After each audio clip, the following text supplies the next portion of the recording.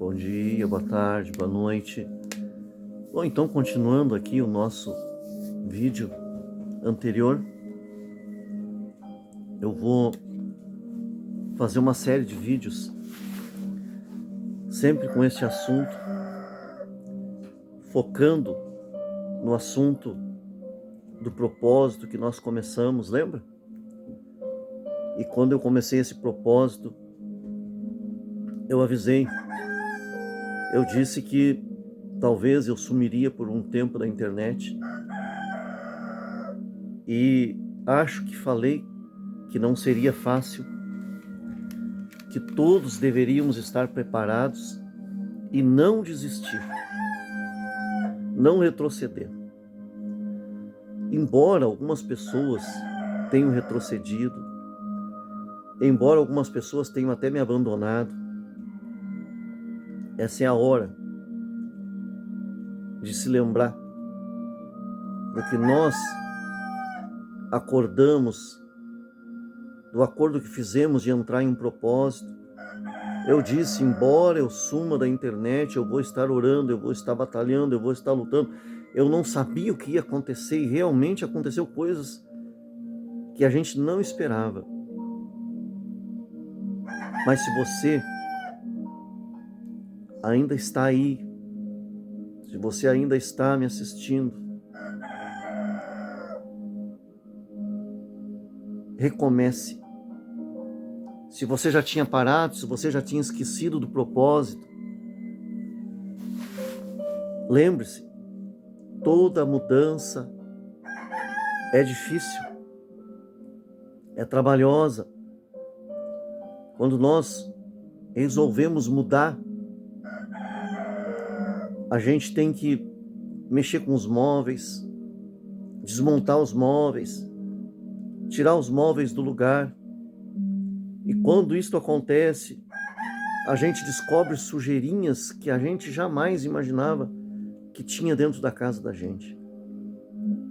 E quando eu comecei esse propósito, eu estava decidido a sair da mesmice, a dar uma guinada na minha vida. E eu tenho certeza que todos aqueles que permanecerem comigo até o fim vão dar uma guinada na vida. Então, se você, por algum motivo, parou, retrocedeu no seu propósito, retome agora mesmo. Não deixe o inimigo da sua alma ganhar de você. Olha, o inimigo da nossa alma, ele é astuto. O que ele faz? Ele age através do nosso coração, que a Bíblia diz que enganoso é o coração do homem. Enganoso é o coração do homem. Então, se você parou, se você se entristeceu por alguma coisa, por alguma palavra, por qualquer coisa, não deixe o inimigo cantar vitória na sua vida. Recomece. Lembre-te onde você parou e levante lá. Levante lá. Não deixe o inimigo ganhar de você. Porque Deus, o nosso Deus, ele não muda. O nosso Deus, ele não muda, é nós que mudamos. O nosso Deus não retrocede, é nós que retrocedemos. E você que escolhe. Você que escolhe. Se você quer continuar nessa vida, vivendo de migalhas, ou se você quer mudar a sua vida. Se você quer mudar o seu relacionamento com Deus. Se você quer mudar a sua situação com Deus, é você quem decide. É fácil? Não, não é fácil. É muito difícil. Porque o inimigo da nossa alma, ele não quer mudança. Ele quer que você fique na mesmice, vivendo sempre a mesma vida, sempre sofrendo, sempre amargurado, sempre triste.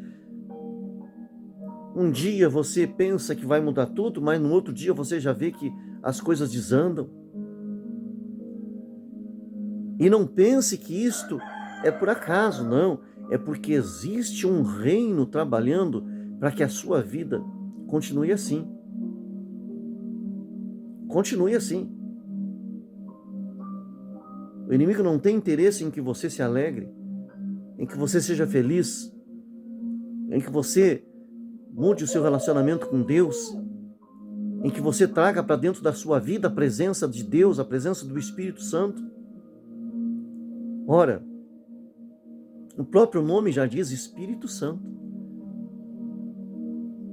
Em Atos dos Apóstolos diz que e recebereis a virtude do Espírito Santo. Alguém pensa que é um poder. Alguém pensa que é uma mágica que vai acontecer. Não. A virtude do Espírito Santo de Deus nada mais é do que a essência de Deus. E o próprio nome já diz Espírito Santo. Aí alguém que mente diz estar cheio do Espírito Santo. Ora, que espírito é esse? Pode ser qualquer espírito, menos o Espírito Santo. Algumas pessoas estão em adultério e dizem estar cheia do Espírito Santo. Ora, que Espírito Santo é esse? Porque a virtude nada mais é do que a essência. A essência do Espírito Santo é como o Espírito Santo é. E para sermos testemunha de Jesus Cristo, nós precisamos estar cheio da essência do Espírito Santo de Deus. E o próprio nome diz Espírito Santo. Então nós precisamos ser santos. Precisamos largar, abandonar a mentira, o pecado, o erro, a idolatria, a feitiçaria, o adultério, a prostituição, a mentira. Precisamos largar os nossos pecadinhos de estimação. Ninguém vai ver a glória de Deus sem a santificação. Precisamos entender que o inimigo nos últimos dias tem trabalhado para trazer dúvidas para o seio da igreja, para dividir a igreja, para colocar a igreja na lata do lixo, para que a igreja viva como porco, toda suja, toda lameada. O inimigo tem trabalhado incansavelmente para dizer que Jesus Cristo morreu na cruz do Calvário para que nós pudéssemos pecar à vontade, mas não é assim. Nunca foi assim. Precisamos entender que a santificação ainda é o caminho, ainda é a exigência para nos aproximarmos de Deus. Sem a santificação ninguém verá o Senhor. Sem santificação ninguém verá o Senhor. Então, se alguém está dizendo para você que está tudo certo, que está tudo bem, que você não precisa lutar, não, contra o seu eu, contra a sua carne, que você não precisa negar-se a si mesmo, tomar a sua cruz e seguir a Jesus, então está errado. Porque a Bíblia, ainda que estejam tentando mudá-la, não irão conseguir. Porque a Bíblia tem um Espírito, e o Espírito Santo, e o Espírito Santo de Deus. Talvez você esteja aí não entendendo o porquê dessa situação. Talvez você esteja aí não entendendo o porquê de tanta luta. É porque Deus precisa somente de um coração quebrantado. Deus não precisa do seu dinheiro. Deus não precisa da sua fazenda. Deus não precisa do sacrifício, porque o sacrifício perfeito já foi feito na cruz do Calvário, quando Jesus Cristo foi elevado, foi crucificado, foi cravado, foi açoitado por mim e por você.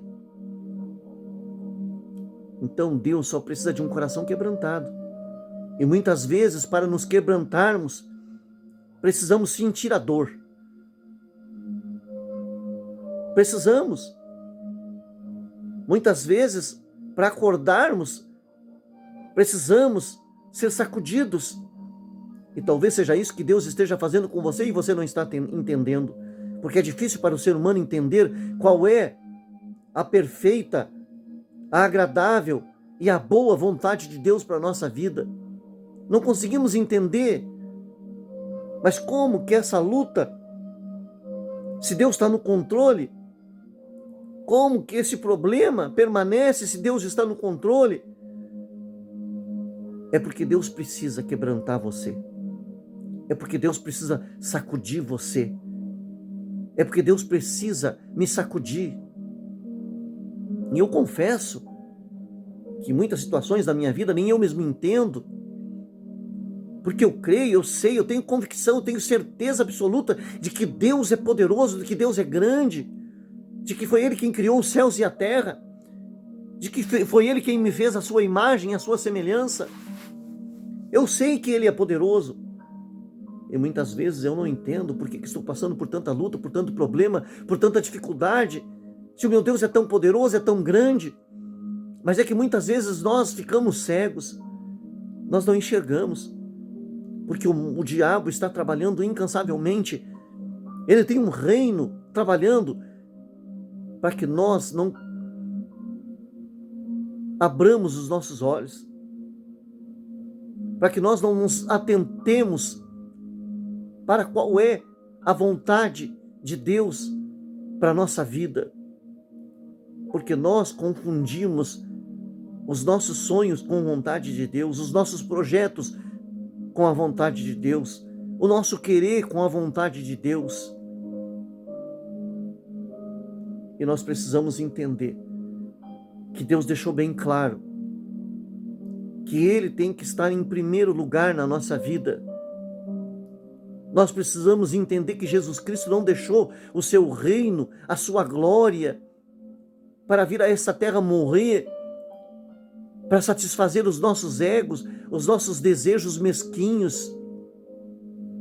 Jesus não desceu do céu para morrer numa cruz do Calvário, para que nós venhamos a ter uma mansão, a ter um carro importado, porque isso é porcaria, é mesquinharia para Deus.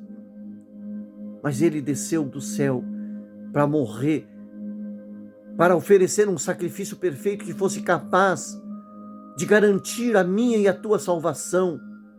E isso tem que estar em primeiro plano na nossa vida, tem que ser prioridade da nossa vida. Porque se estivermos debaixo de uma ponte, mas estivermos salvos em Cristo Jesus, está tudo bem. Agora, se estivermos dentro de uma mansão, mas perdidos, não estará tudo bem. O diabo vem a tempo tentando ou fazendo, ou está conseguindo inverter os valores. As prioridades da nossa vida já não são mais as necessárias, as indispensáveis. Mas as prioridades da nossa vida está sendo caqueria, lixo, falso prazer, falsa alegria. De que adianta você ter um bolso cheio de dinheiro se você não tiver saúde? De que adianta você ter uma mansão, uma empresa, 2 empresas? De que adianta você ser podre de rico se você não tiver paz? Precisamos voltar a acordar e voltar ao primeiro amor, às primeiras obras, porque o inimigo tem cegado o entendimento da humanidade. As religiões já não religam mais o homem a Deus, na verdade separam o homem de Deus, quando elas ensinam que Jesus Cristo pode dar casa, pode dar carro. Quer dizer, está tudo errado. Está tudo errado. Está tudo errado. Ora, servir a Jesus tem se tornado um negócio. Você vai servir Jesus e Ele vai cuidar de você. Sua vida vai melhorar. Quem é que não quer seguir esse Jesus? Que dá casa, que dá carro, que dá ouro, que dá prata. que muda a vida financeira, que dá mulher bonita, que dá glória, que dá fama. E as pessoas esquecem que Jesus Cristo nasceu numa manjedoura. Esquecem que Deus não estava preocupado com ouro, com prata, com palácio. Deus não estava preocupado com essas mesquinharias. Porque você pode muito bem ser feliz debaixo de uma ponte e ser infeliz dentro de um palácio. De que adianta tudo isso, toda essa negociata, se Jesus não está no meio? Eu acredito que Deus está muito triste. Eu acredito que Deus esteja triste demais, observando lobos devoradores negociando a sua palavra, negociando o seu reino. As pessoas estão vendendo terreno no céu, coroa no céu.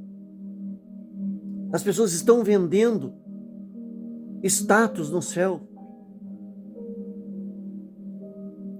Esquecem que a Bíblia diz que a nossa justiça é como trapo de imundícia, e ainda tem a coragem de dizer que essa geração é a geração do arrebatamento. Que arrebatamento? Que arrebatamento? Quem vai ser arrebatado desse jeito? Uma geração que não consegue dizer não ao sexo ilícito, que não consegue dizer não às drogas, aos prazeres passageiros. Uma geração raquítica, uma geração que não sabe o que é negar-se a si mesmo, uma geração que não conhece cruz.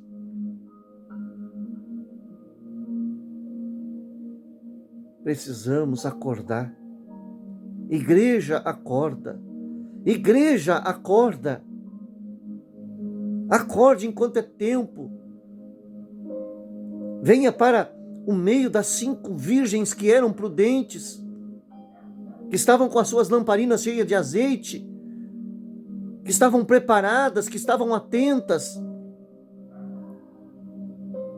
que não se renderam à glória deste mundo, aos prazeres carnais.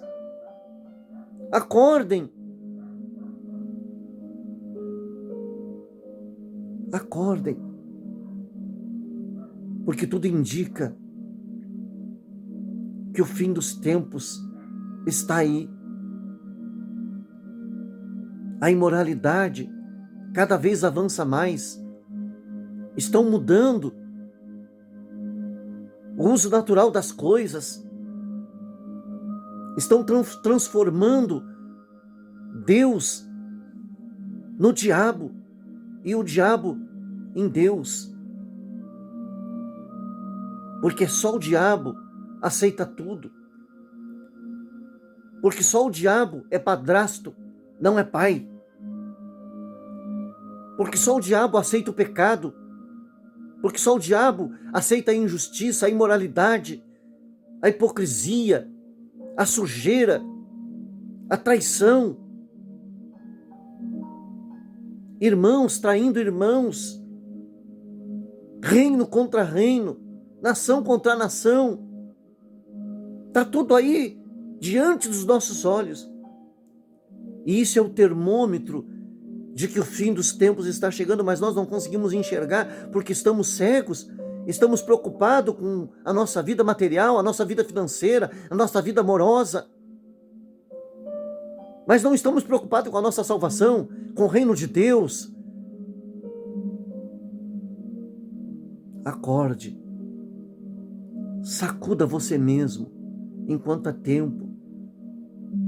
Se algum pastor me ouvir, tenha piedade de você mesmo, porque um dia, se você continuar assim, deixando que as coisas corram como estão correndo, tudo solto. Olha o que Deus fez com o sacerdote ali, porque ele foi conivente com o erro dentro da sua própria casa, porque ele não foi homem o bastante para corrigir nem a sua família, nem os seus filhos. Deixou a imoralidade entrar dentro da sua própria casa. Um dia, essa igreja inteirinha que você já pastoreou e a que você ainda está pastoreando, vai reclamar para você: pastor, por que você permitiu que eu viesse parar aqui com você? Porque o céu espera os santos, o céu espera aqueles que branquearam as suas vestes no sangue do Cordeiro, mas o inferno espera aqueles que esqueceram-se do sangue do Cordeiro, do sacrifício perfeito de Jesus Cristo na cruz do Calvário, que largaram a sua cruz, que cortaram um pedaço da sua cruz. Tenha piedade de você mesmo e dessa igreja que aí está. Acorde enquanto é tempo. Até o próximo vídeo, se Deus quiser. Tchau, tchau.